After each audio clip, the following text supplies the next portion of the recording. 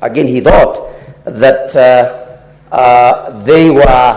there was an intention to use them for money laundering and some other corrupt activities, Mr. Speaker. So exactly what, is it a crime to have, in his understanding, to own companies for the Deputy President or any other Kenyan, Mr. Speaker? Mr. Speaker, when you look at the affidavit made by one Jomo, Mr. Njomo, about acquisition of Olive Gardens Hotel, with a promise, it is alleged, that the Deputy President would buy the same later. Is it a crime? Senator Ojenda. Honorable Senators, condense your thoughts. You only have 2 minutes within which to seek the clarifications. And both teams kindly note down the questions so that once the senators are done raising, we'll come to you. Thank you, Mr. Speaker. I want to ask the witness, Mutuse, you have been taken to great lengths on the ownership or the shareholding of the 22 companies that you have associated the Deputy President with. I want you to just clarify why you included the 22 companies in your impeachment. You set out allegations on several companies. Clarify one, you refer to Olive Gardens Hotel, you refer to the, again, Vifingo Beach Resort in Kilifi County. You set out the CR12 of both. Now I want you to just tell us, or clarify, the significance of the inclusion of these 2 companies. Just clarify that. On the ownership of Queensgate Serviced Apartments, you also seem to raise a number of issues. I want you to also clarify the ownership of Queensgate Serviced Apartments and why you attribute the questions. You asked several questions by counsel on Queensgate. I want you to make a clarification. But let's go to the other question, Mr. Mutuse. In charge number 1, you have referred to the obligation. Senator Mungatana. Asante Bwana Spika. Mimi nilikuwa nataka kumuuliza Mheshimiwa Mutuse, mbunge wa Kibwezi Mashariki, atufafanulie wakati ambapo Mheshimiwa Makamu wa Rais alipokuwa anazunguka na kusema anapigania haki za Mrima, yeye kama mbunge wa Kibwezi Mashariki na kama mbunge wa kutoka sehemu ya jimbo gatuzi la Makueni, je, alijisikia ama alijihisi kwamba anabaguliwa ama anawekwa kando katika nchi hii ya Kenya? Tueleze vizuri, tuelewe. Asante, fafanua. Senator Endokumbo.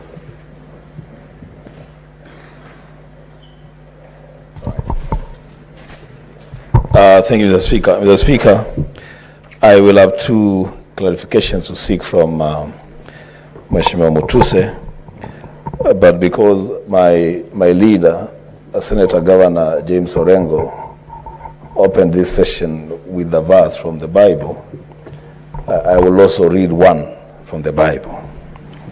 The book of Exodus chapter 23, verse 1. You shall not spread a false report. You shall not join hands with a wicked man to be a malicious witness. That is the Bible. The Mutuse, I want to know from Mr. Mutuse, 1, is this impeachment motion really and truly your motion? I ask that question, Mr. Speaker, because on all accounts, the witness is unable to prove anything. Is this your motion, or are you called to just sign a motion, then to come and defend it here? Secondly, in the oath of office for the Deputy President, it is required of him to diligently serve the people of the Republic of Kenya in the office of the Deputy President of the Republic of Kenya. The people that reside in the Mount Kenya region are Kenyans. What is so wrong with a Deputy President, a state officer, in defending people from a region in this country and then coming to defend other people in Nairobi and other people in other regions? What is so wrong? What is impeachable about that defense? I thank the Speaker. Senator Veronica.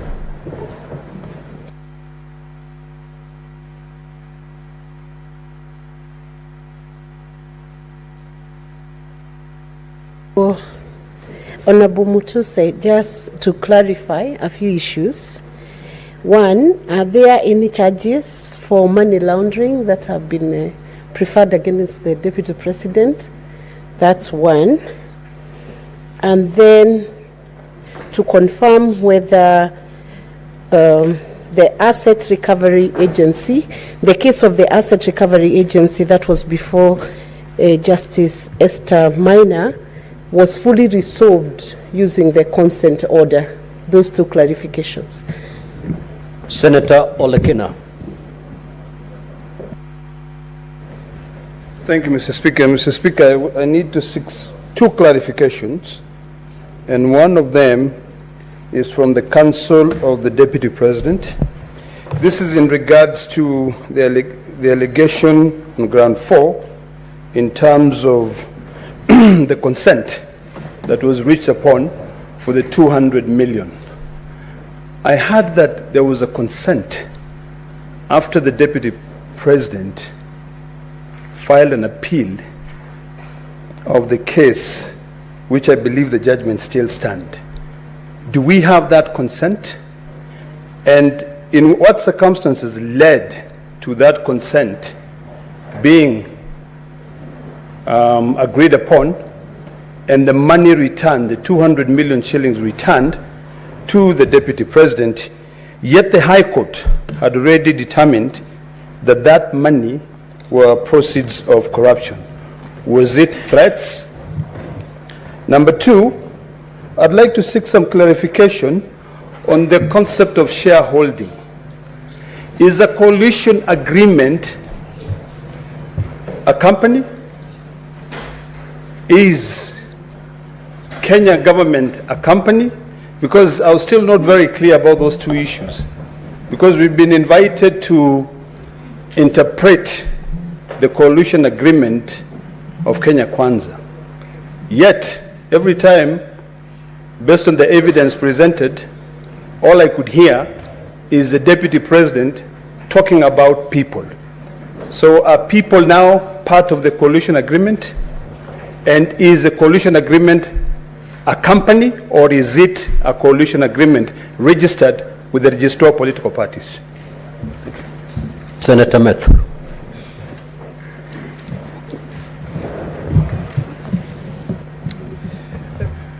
Thank you very much, Honorable Speaker. I also want to get to understand from a clarification from Honorable Mutuse on the assertion that you made on ground number, on this accusation that you say that His Excellency Rigathi Gachagua acquired a dairy farm in Nyandarua County, whether there is any evidence in record that he has a dairy farm in Nyandarua, either the title number of the land or even the, a photograph. I've seen you put photograph of hotels, either a photograph of cows or whatever you'd have in record. Number two, I would also want to know from the Honorable Mwengi Mutuse on this matter that you say the people of Kenya feel that they have been left out, whether there is any evidence in record of people who have complained to the National Cohesion and Integration Commission complaining against the conduct of the Deputy President in as far as the issues that you've raised. Finally, there is one property of the estate of Dirito Gachagua that is referred to as Kuruwitu, and I think you have adduced the list of the directors. In your submissions, you said that the only one person who is an executor and is a beneficiary would be Deputy President Rigathi Gachagua. In that will, did you see that part of the people who are beneficiaries are the executors? So one of the three, or all the three executors are also beneficiaries. And in the regards to what you have adduced in the Kuruitu property, it is actually one of the executors, not the Deputy President, who actually bought that particular property. Senator Christella Sige. Thank you so much, Speaker. I'm very, very glad that the Bible has been cited, because I have a couple of verses of my own I would like to also start my contribution with. I take it to Proverbs 17, which I just read yesterday, in fact, Speaker, which say in 14 and 15. 14 says, starting a quarrel is like breaching a dam, so drop the matter before a dispute breaks out. 15, acquitting the guilty and condemning the innocent, the Lord detests them both. And I'd like to maybe insert, instead of the Lord, I would like to insert the Senate, detests them both, and we have a very upward hill task. My question goes to the witness. In his motion, he has used the Oxford Advanced Dictionary to define gross misconduct. I was just curious to find out why the Oxford Dictionary and not maybe a relevant Kenyan law that defines, if he has one, or perhaps Black's Law Dictionary, which I know all legal counsels also rely upon. Thank you. Senator Gataya, more fire. Speaker, I want to seek clarification from the council for the Deputy President. I have seen the photos and utterances for His Excellency the President. I need to get the relationship between what is before us and the President for this matter. So can he please explain what is the relationship between what he has paraded for the President and what is before us as a House? Senator Karungo.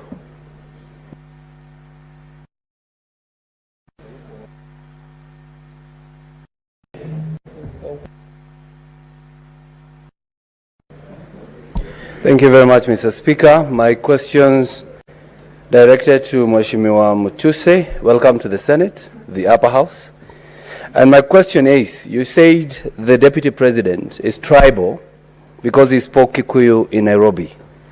Are you aware of Article 7 of the Constitution that says the state should promote local languages? Are you also aware of Article 27 that says no one should be discriminated on the language they speak? Are you also aware of Article 44 of the Constitution that says that every person has the right to use the language of their choice? But again, would you make the same complaint if we spoke in sign language? The next question is, the Deputy President has been talking about shares in government, serikali, which we have been shown that the shareholding and the shares were signed by the government officials who are in government. He never talked about the nation, which is Taifa, shareholding of the country. So I would want you to tell me whether you know the difference between the two. And lastly, you have given us a lot of documents, even bank statements, and even payment vouchers. I know you as Honorable Member of Parliament, not necessarily a government agency. How did you access these documents? Yet you know the Supreme Court of Kenya has indicated it is wrong to steal evidence or to unlawfully obtain evidence. We would want you to give us that indication. And also, you said the Deputy President was in a company of senators in Nairobi County. I was actually one of them. Kindly refer to Article 96 of the Constitution. Senator Moses Kajwang. Mr. Speaker, my clarification is on paragraph 47 on the charge sheet. The National Assembly alleges that the Deputy President has several proxy companies and one of them is Agrobrick Investment Limited. In paragraph 48, the National Assembly alleges that Bhavika Nathalal Hirani is a proxy of His Excellency Rigathi Gachagua. Could the National Assembly provide some evidence, because ground 7 is framed as serious reasons to believe that the Deputy President has committed a crime? Could there be some evidence to convince the House that there could be reasons to believe so? Finally, on paragraph 74, the National Assembly alleges that the Deputy President has openly sabotaged the state's efforts in agriculture.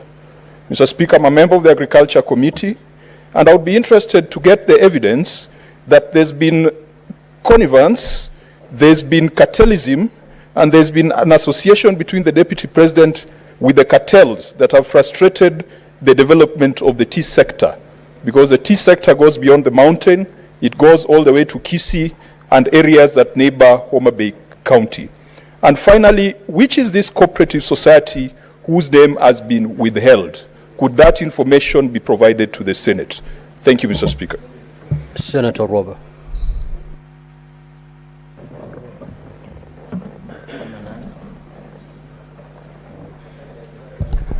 Thank you, Mr. Speaker.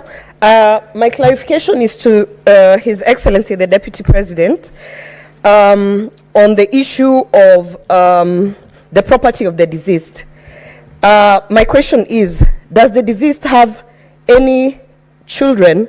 Are they of sound mind? And because it appears as though they are not involved in any of the management of the estate of the deceased, and that is the big question, and possibly a clarity that we would like to have from you. Thank you. Senator Okongo. Thank you, Mr. Speaker. I want to seek clarification on what is at page 15, paragraph 41. There is the allegation being made that in the past 2 years, His Excellency the President has amassed a humongous property portfolio estimated at 5.2 billion. I was trying to follow your answers during cross-examination, and I don't know whether you were trying to drop this allegation or if you want to still maintain it. I want you to give a proper clarification that links the person against whom you have brought the motion, that is the Deputy President, with that allegation of 5.2 billion. I didn't quite see you make a clear clarification in support of that allegation. If you could kindly clarify for me. Thank you. Senator Murango. Asante sana Mstahiki Speaker. Ningetaka kumuuliza Mheshimiwa Mutuse, kwa sababu kampuni nyingi ambazo ameorodhesha pale kama ushahidi kwamba ni za watoto wake naibu wa rais Rigathi Gachagua. Wewe kwa sababu umesema umefanya kazi kama wakili, lazima ulikuwa unafanya kazi kupitia kampuni. Ilikuwa ni kwa ajili ya ulaghai ukiwa na mbambako? Kama wale watoto ambao umeorodhesha pale wote walitengeneza kampuni ili kulaghai pesa kupitisha zile kampuni. Swali langu la pili ni kwamba katika stakabadhi ambazo zimeletwa pale zinaonyesha kwamba waliokuwa wanafaa kupata mgao wa shares katika kampuni, kuna wale walikuwa wanafaa kupata 30%, na ile miradi ilikuwa inafaa kwenda Western Kenya, haikuwa imeorodheshwa kunja Nairobi mahali pengine popote. Unasikia kwamba ulikuwa umegatuliwa kwa sababu umetoka Makueni na ile miradi haikuwa inakuja Makueni. Asante sana Mr. Speaker. Senator Sifuna.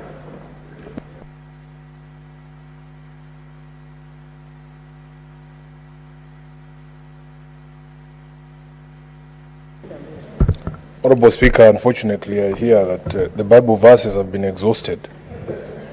But I seek a clarification from my friend, Council Macharia, who has helped me to understand complex legal issues before. Council, because you have presented a coalition agreement to explain this issue of shareholding, where does that coalition agreement leave members of political parties that are not signatories to the Kenya Kwanza agreements?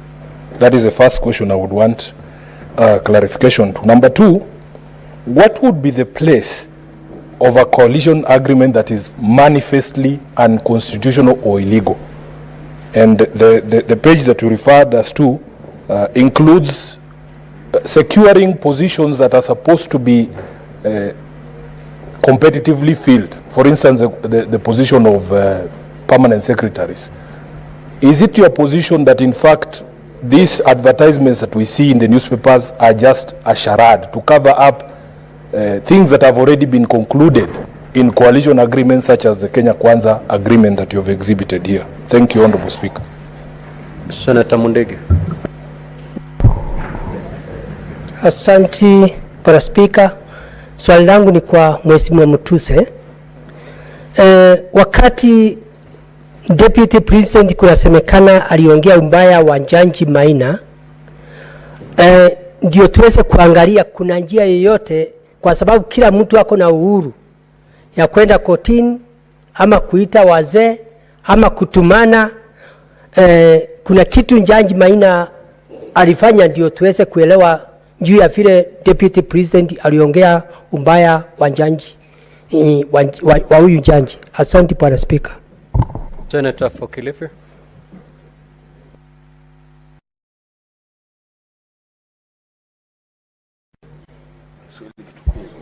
Asante Mstahiki Speaker. Mstahiki Speaker, niko na swala kwa kutaka kufafanuliwa na wakili wa naibu rais. Katika